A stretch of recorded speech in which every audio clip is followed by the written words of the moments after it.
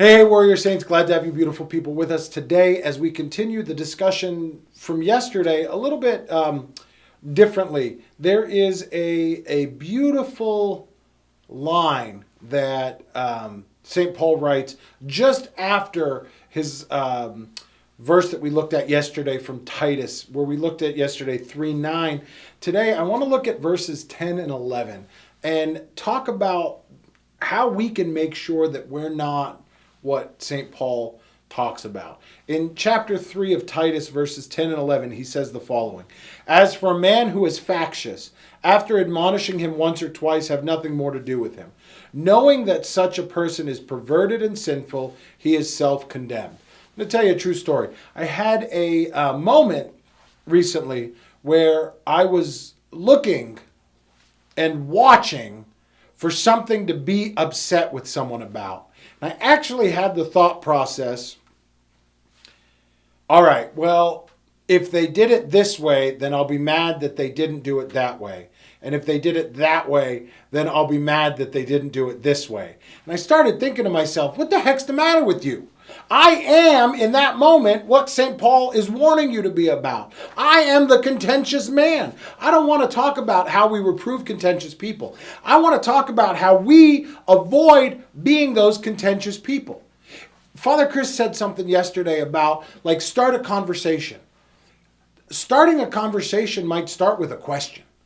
It doesn't start with a snarky comment accusing someone of being something else. When I want to just say, well, you didn't do this and you didn't do that and you blah and you blah, I start realizing if I'm slinging things like comments about who someone is, it's because I'm not actually interested in having a conversation. I'm not trying to have that conversation. I'm just trying to be a contentious person, and I'm condemning myself. I'm showing in myself that in my lack of knowledge, I have nothing better to say, so I just start slinging accusations, hurling not nice things to say about people. Oh yeah? Well, your face is silly. That has nothing to do with the conversation that I might be having. But it's something that I rely on because I have nothing else to say. So how do we get away from being these people? How do we make sure that we're not? We go all the way back to what we talked about Monday. You got to check yourself. As everyone knows, if you don't check yourself, you're going to wreck yourself. And you got to make sure that you're constantly seeing, what am I doing and why am I doing it? When we have those thoughts in our heads, they do this, then I'm going to yell at them for not doing that. But if they did that, then I'm going to yell at them for not doing this.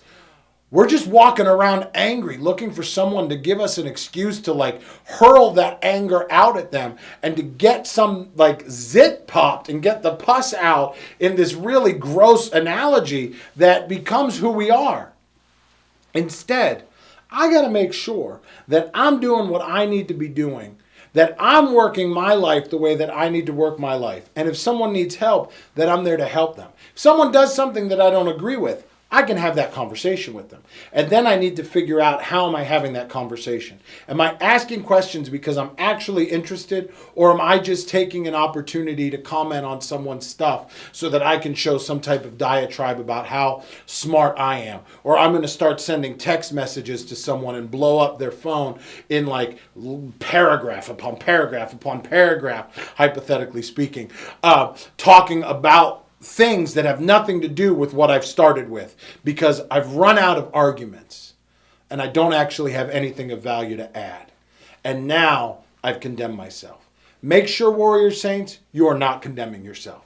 Make sure you are looking, and if you are going out there to do those kinds of things, that you're doing it from a place of love, from a place where you actually want to understand where the other person is coming from and what's going on, so that we can all get to a place where we're understanding each other. We're able to live in peace and harmony and all of these wonderful things.